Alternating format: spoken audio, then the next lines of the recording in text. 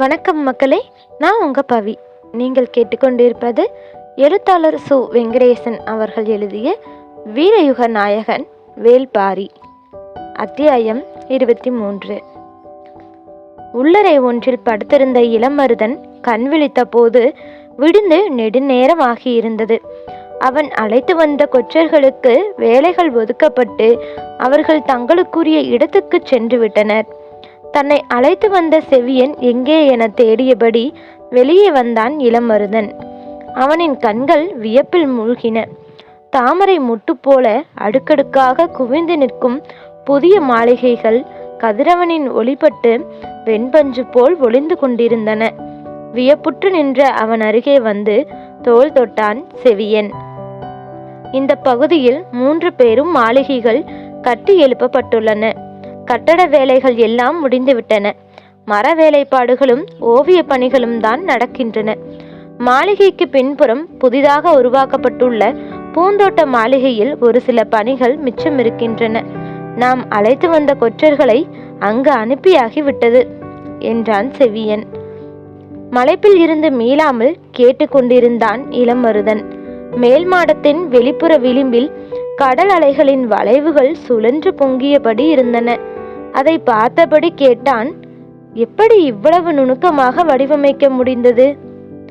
செவியன் சொன்னான், அலைகள் பொங்கும் கடல் போல் மரத்தின் விளிம்புகள் வடிவமைக்கப்பட்டிருப்பதன் காரணம் உள்ளிருக்கும் மாளிகையின் மொத்த வடிவம் சிப்பி போன்றது. சிப்பிக்குள் இருக்கும் ஆதி இருளுக்குள் தானே வெண்முத்து சூழ்கொள்ளும். புரியாமல் விழித்தான் இளமருதன். இதுதான் மணமக்களின் பள்ளியறை. இந்த பேரரசின் குலக்கொடி வேர்பிடித்து மலர வேண்டிய மாளிகை. அசைவுறா கண்கள் திரும்ப மறுத்தன. வாருங்கள், உள்ளே போய் பார்ப்போம் என சொல்லி மாளிகைக்குள் அழைத்துச் சென்றான் செவியன். உள்ளே மகத நாட்டு வினைஞர்கள் நெடுங்கதவுகளை இழைத்து பொருத்தும் பணியை செய்து கொண்டிருந்தார்கள். காற்றெங்கும் நுண்ணிய மரத்தூள்கள் மிதந்து கொண்டிருந்தன. சந்தனத்தின் வாசனை மாளிகைக்குள் நுழையும் முன்னரே இளமருதனின் மூக்கில் ஏறியது. உள் நுழைந்த இளமருதன் வடிவிலும் மனத்திலும் நிறத்திலும் நிலை மறந்து நின்றான். பெரும் வட்ட வடிவில் 9 தூண்கள் நின்று கொண்டிருந்தன. தூண்களின் மடிப்புகளும் வேலைப்பாடுகளும் இணை சொல்ல முடியாதவை. அந்த தூண்களின் மேல் குவிமாடம் இருந்தது. மாடத்தின் மேற்கூரை முழுவதும் ஓவியம் தீட்டப்பட்டிருந்தது. இரவு நேரத்து வானம். நிலவு ஒளிந்து கொண்டிருக்க எங்கும் விண்மீன்கள் மின்னிக் கொண்டிருக்கும் காட்சி அதில் இருந்தது. அண்ணாந்து பார்த்தபடி மேற்கூரையின் முழு வட்டத்தையும் நோக்கினான். ஓவியர்கள் வேலையை முடித்து விட்டார்கள். ஆனால் குறித்து கொடுத்த அந்தவன் வந்து பார்த்து சரி என சொன்னால்தான் சாரத்தை பிரிக்க முடியும். இன்று நண்பகல் அவர் வந்து விடுவார் என்று சொல்லியபடி, வாருங்கள் இன்னொரு பள்ளியறைக்கு என்று அழைத்தான் செவியன். இன்னொரு பள்ளியறையா? ஆம், இது கார்கால பள்ளியறை. கீழ்நிலையில் அமைக்கப்பட்டுள்ளது. அடர்ந்த தூண்களும் மரவேலைகளும் இதில் அதிகம். இன்னொன்று வேனிற்கால பள்ளியறை. அது மேல் மாடத்தில் கட்டப்பட்டுள்ளது.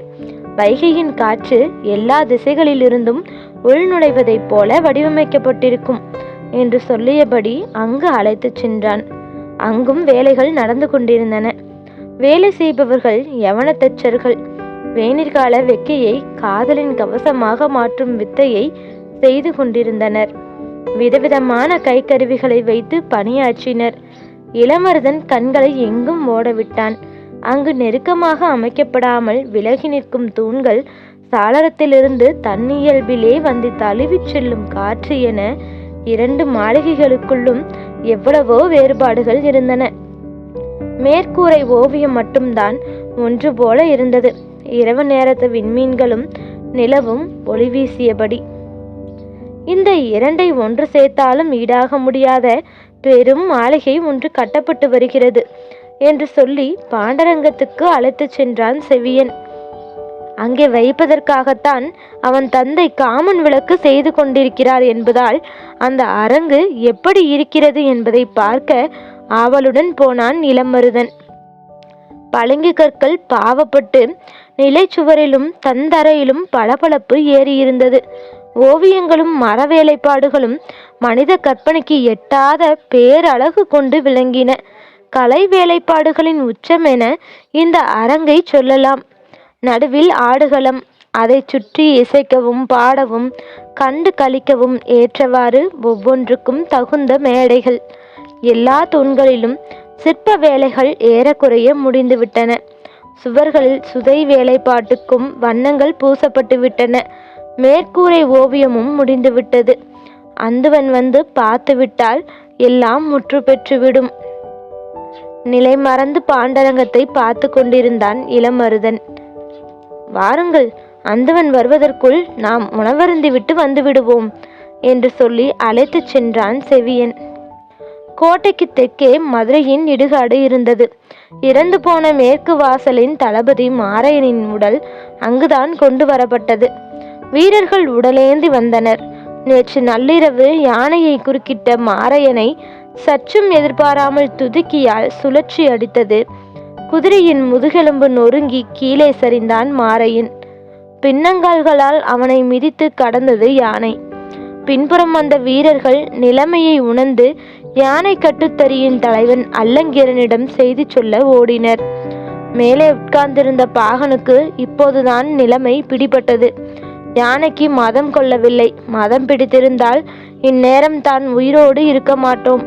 தந்தத்தில் தாங்கி பிடித்திருக்கும் குறுக்கு கட்டையால் இந்த இடத்தையே தகர்த்திருக்கும்.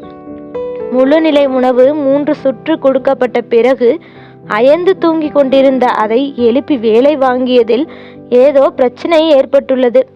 தளபதி மாரையன் அவசரப்பட்டு இடையில் வந்து குறுக்கிட்டு விட்டார்.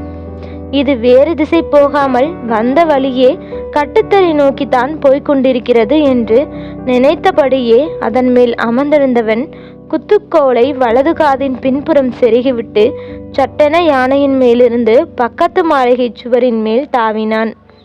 அல்லங்கீரனை பார்த்து தகுந்த ஏற்பாடு செய்வதற்காக அவரை நோக்கி ஓடினான். மாரையனின் வீரர்கள்தான் முதலில் கட்டுத்தறியின் தலைவனை வந்தடைந்தனர். வீரர்கள் ஓடிவரும் வேகத்தை பார்த்ததும் என்ன நடந்திருக்கும் என்பதை புரிந்து கொண்டார் அல்லங்கீரன். தளபதியை மிதித்து கொன்று விட்டது என பதைபதைக்க சொன்னார்கள். உடனடியாக 3ஆம் தறியில் இருந்த யானைகளை எழுப்ப உத்தரவிட்டான். எத்தனை 100 யானைகளை பழக்கியவன் அல்லங்கீரன். போர்க்களத்தில் எதிரிகளின் யானைப்படையை சிதைக்க எத்தனையோ முறை வழிவகுத்தவன். வயதாகிவிட்ட காரணத்தை சொல்லி யானைப்படை பொறுப்பிலிருந்து விடுவிக்கப்பட்ட போது வாரக்கணக்கில் உணவெடுக்காமல் பட்டினி கிடந்து துயரத்தை கடந்தவன். யானைகளுடனே வாழ்வை கழித்தவன். வயதான யானைகள் இருக்கும் கட்டுத்தறி இப்போது இவன் வசம். யானைகளால் ஏற்படும் சவால்களை எதிர்கொள்ளும் பொழுதுகளில் அவனது ஆளுமையை கண்டு நாடே நடுங்கியிருக்கிறது. இப்போது உடல் மிகவும் தளர்ந்துவிட்டது. ஆனாலும் சவாலை சந்திக்க தயாரானான். நிலைப்படை வீரர்கள் அலையலையாக யானையின் பின்னால் வந்து கொண்டிருந்தனர்.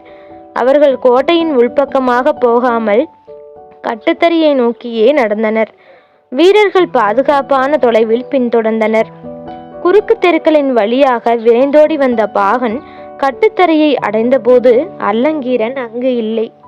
செய்தியை கேட்டு யானையை மறிக்கப் போய்விட்டார் என்பதை உணர்ந்தான். அவர் போன திசை நோக்கி ஓடினான். யானைக்கு மதம் பிடிக்கவில்லை.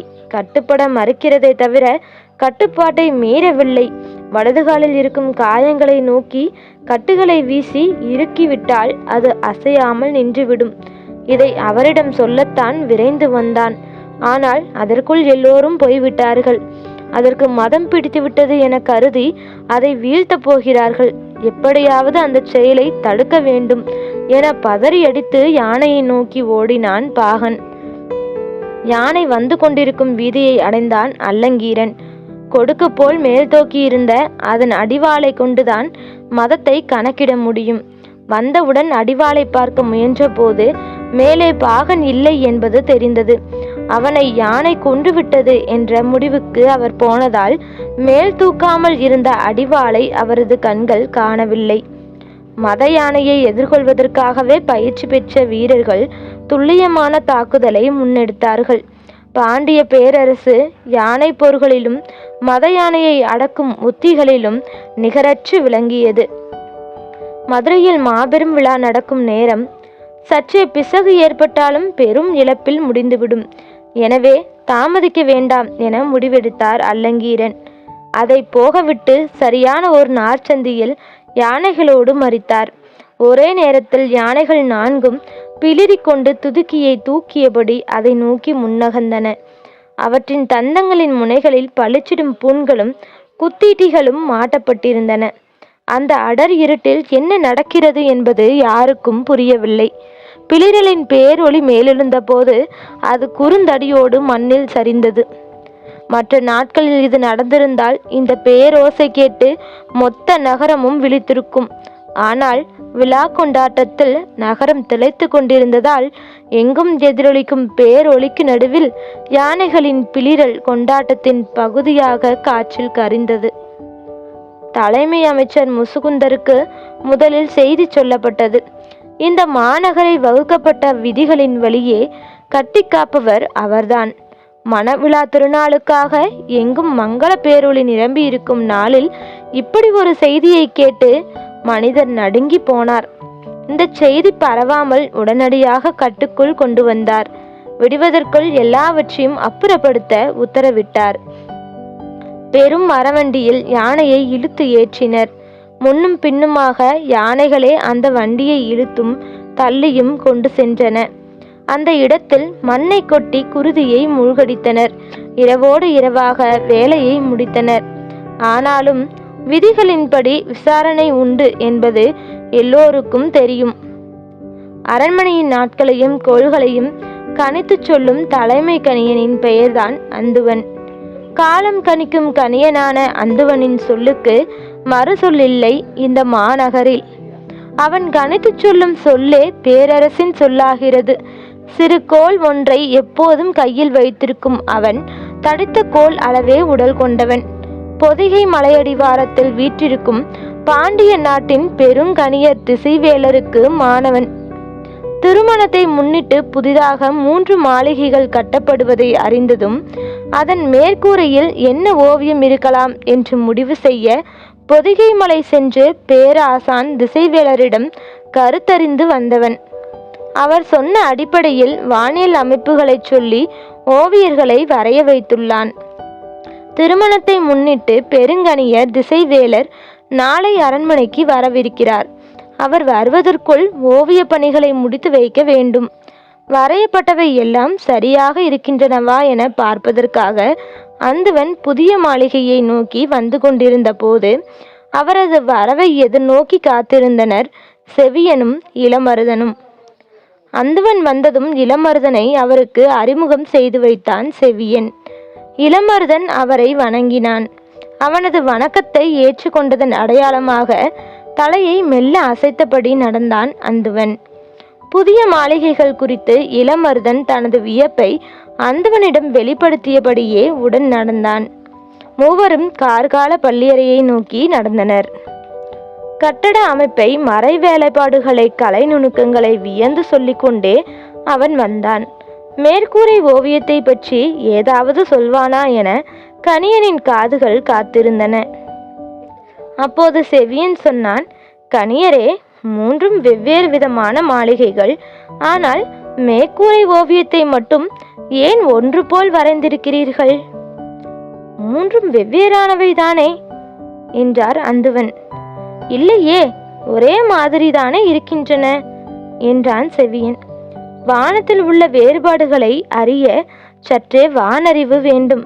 வாருங்கள், என்ன வேறுபாடு என்று உங்களுக்கு சொல்கிறேன் என சொல்லிக்கொண்டே மாளிகைக்குள் நுழைந்தான் அந்துவன்.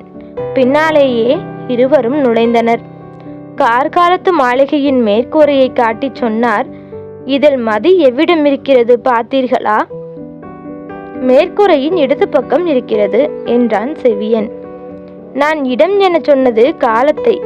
வானில் நிறைமதி எந்த விண்மீன் கூட்டத்தோடு இணைந்து நிற்கிறதோ அந்த விண்மீன் பெயரில்தான் அந்த மாதத்தை அழைக்கிறோம். அங்கு பாருங்கள், 6 முத்துக்களைப் போல மின்னிக் கொண்டிருப்பவைதான் கார்த்திகை விண்மீன் கூட்டம். அதோடு மதி நிற்பதால் இது கார்த்திகை மாதம்.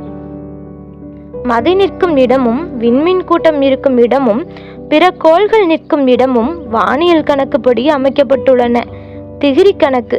அதாவது வானியல் கணக்கை அறிந்தவர்கள் இந்த ஓவியத்தை பார்த்தால் எந்த ஆண்டு, எந்த மாதம், எந்த நாளை இந்த ஓவியம் குறிக்கிறது என்பதை துல்லியமாக சொல்லிவிடுவார்கள்.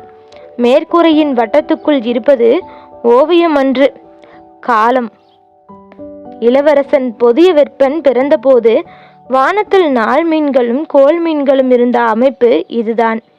படுக்கையில் சாய்ந்து பார்க்கும்போது அவரது கண்கள் நேரடியாக இதைத்தான் பார்க்கும். மதியம் விண்மீன்களும் கோள் மீன்களும் இதே அமைப்புக்கு மறுபடி வர 60 ஆண்டுகள் ஆகும். காலத்தின் முழு வட்டம் எல்லா காலங்களிலும் ஒளி வீசி கொண்டுதான் இருக்கப் போகின்றன. அதைப்போல் என்றென்றும் ஒளி வீசக்கூடிய வாழ்வை நீ அமைத்துக்கொள் என்று காலம் அவருக்கு ஒவ்வொரு இரவும் சொல்லும். அந்துவனின் விளக்கத்தை கேட்டு மெய்சிலித்து நின்றான் செவியன். மேற்கூரையை அண்ணாந்து பார்த்தபடி இருந்த இளமருதனுக்கு பேச நான் எழவில்லை. சற்று நேரம் கழித்து அந்துவன் சொன்னான், வேனிற்கால மாளிகையின் மேற்கூரையில் இருக்கும் கால அமைப்பு இளவரசியார் பொச்சுவை பிறந்த போது நிலை கொண்டிருந்த வானியல் அமைப்பு. மூவரும் அந்த அரங்குக்குள் நுழைந்தனர். மதி முற்றிலும் வேறொரு திசையில் இருந்தது. நாள் மீன்களும் கோள் மீன்களும் வெவ்வேறு இடங்களில் நிலை கொண்டிருந்தன. 3வது மாளிகையான பாண்டரங்கத்துக்குள் நுழைந்தனர். இது யாருடைய பிறந்த கால அமைப்பு என்று கேட்டான் செவியன். அதுதான் எனக்கும் தெரியவில்லை. நாள் மீன்களும் கோள் மீன்களும் இந்த இடத்தில் இருக்க வேண்டும் என திசைவேலர் குறித்து தந்தார். அதன்படி வரைந்துள்ளேன். இது என்ன அமைப்பு என்று இப்போது வரை எனக்கு விளங்கவில்லை என்றார் அந்துவன். நாளை அவர் வரவிருக்கிறார். இதில் எத்தனை குறைகள் அவர் கண்களுக்கு தெரிய போகின்றனவோ என்றவனின் குரலில் பதற்றத்தை உணர முடிந்தது. அரண்மனை கணியனின் பார்வையில் நடந்துள்ளவற்றில் குறை கண்டறிய முடியுமா என்ன? செவியனின் கேள்விக்கு அசட்டையான சிரிப்போடு அந்துவன் சொன்னான், வரையப்பட்ட வானில் எத்தனை விண்மீன்கள் இருக்கின்றனவோ அத்தனை குறைகளை அவரால் கண்டறிய முடியும். ஏனென்றால் வானில் அவ்வளவு நிறை கண்டவர் அவர். அதனால் தானே பெரும்புலவர் கபிலர் திசைவேலரை போற்றி அத்தனை பாடல்களை பாடியுள்ளார். சொல்லிக்கொண்டே அந்துவன் வெளிமாடத்தை பார்த்தபோது அங்கு வட்ட வடிவில் செய்து வைக்கப்பட்டிருந்த திகிரி மேடையின் மேல் நாற்சதுர கூண்டு ஒன்று வைக்கப்பட்டிருந்தது தெரிந்தது. அதை பார்த்ததும் பதறிப்போன அவர், அதை தூக்கி கீழே எறியுங்கள் என கத்தியபடி அதை நோக்கி விரைந்தார். அவ்வளவு நேரம் அவர் சொன்னதை வியந்து கேட்டுக்கொண்டிருந்த இளமருதன் அவர் கத்தியதால் ஓடிப்போய், ஐயா பொறுத்து கொள்ளுங்கள், நான் கொண்டு வந்த கூடுதான் இது என்று சொல்லிக்கொண்டே கூண்டை தூக்கி கீழே இறக்கினான். அந்துவனின் கண்கள் சிவந்தன. என்ன இது அருவருப்பான விலங்கு? இதை கொண்டு வந்து ஏன் இதில் வைத்தாய்? அது என்ன மேடை தெரியுமா? எதற்காக அமைத்திருக்கிறோம் தெரியுமா? இப்படி இதை கரைபிடித்து விட்டாயே என்று கோபப்பட்டார். இளமருதன் அந்துவனை வணங்கி மீண்டும் மீண்டும் மன்னிப்பு கேட்டான். பணியாளர்களை வரவழைத்து திகிரி மேடையை தூய்மைப்படுத்த சொன்னார். அவர்களும் வேக வேகமாக செய்தனர். செவியனுக்கு என்ன சொல்வது என்றே தெரியவில்லை. தேவாங்கு இருக்கும் கூண்டை எங்கு வைக்க என்று இளமருதன் கேட்டபோது, மாளிகையை விட்டு வெளியே தனித்திருக்கும் அந்த மேடையின் மீது வையுங்கள் என்று சொன்னது அவன்தான். வெளியிலிருந்து வந்துள்ள ஒருவன் செய்து விட்டான் என்பதால் அந்துவனின் கோபம் இந்த அளவுக்கு இருக்கிறது. இதை வைக்க சொன்னது நான் தான் என்பது தெரிந்தால் அவ்வளவுதான் என்று மனதில் நினைத்து கொண்டு பேச்சை திருப்ப, இந்த அழகிய வட்ட வடிவ மேடையை எதற்காக மாளிகையை விட்டு வெளியே அமைத்துள்ளார்கள் என கேட்டான். சற்றே கோபம் தணிந்த அந்துவன் சொன்னான், இது சக்கரவாக பறவைக்கான மேடை. பறவைகளின் இளவரசி சக்கரவாக பறவை என்று சொல்வார்கள். வரப்போகும் பாண்டிய நாட்டு இளவரசியார் பொற்சுவையின் செல்ல பறவை அதுதானாம். இது உண்மையில் பறவைகளின் இளவரசி என்று, வணிகர்களின் இளவரசி. ஆம், கால மாற்றத்தை கணித்து சொல்லும் பறவை அது. கார்காலத்துக்கான காற்று தொடங்கும் போது உலகின் எந்த திசையிலிருந்தோ இது வந்து விடுகிறது. இது வந்துவிட்டால் காற்றின் திசையும் மழையின் தொடக்கத்தையும் கடலில் மிதக்கும் வணிகர்கள் அறிவார்கள். மழையோடு வந்து மழைநீரை மட்டுமே அருந்தி உயிர் வாழும் வியப்பு தரும் இந்த பறவை மழைக்காலம் முடிந்ததும் புறப்பட்டு மீண்டும் கடலுக்குள் போய்விடுகிறது. இளவரசியார் இந்த பறவையோடுதான் வந்து கொண்டிருக்கிறாராம். அந்த பறவைக்கான கூண்டு வைக்கும் மேடை ஒன்றை செய்ய சொன்னார்கள். அது கார்காலம் முடிந்ததும் பறந்து செல்லும் திசையை நோக்கி 6 மரங்களால் வட்ட வடிவில் அந்த திகிரி மேடையை அமைத்துள்ளேன். அதில் போய் இந்த விலங்கை வைத்து விட்டீர்களே என்று கோபப்பட்டவர் தேவாங்கை பார்த்தபடியே கேட்டார். என்ன விலங்கு இது? இதற்கு முன்னால் இப்படி ஒரு விலங்கை நான் பார்த்ததில்லையே. எதற்கு இதை கொண்டு வந்துள்ளீர்கள்? தேவாங்கு என்று அதன் பெயரை சொன்ன இளமருதன் இதை கொண்டு வந்ததன் காரணத்தை சொல்ல வாயெடுத்தான். ஆனால் சட்டென அதை நிறுத்தி கொண்டான். பாரிக்கு தெய்வ வாக்கு சொல்லும் விலங்கு இது. இதை மாமன்னருக்கு பரிசு பொருளாக கொண்டு வந்துள்ளோம். இதை பார்த்ததும் மாமன்னர் அடையப் போகும் மகிழ்வு அளவற்றது. இதை மாமன்னரிடம்தான் சொல்ல வேண்டும்.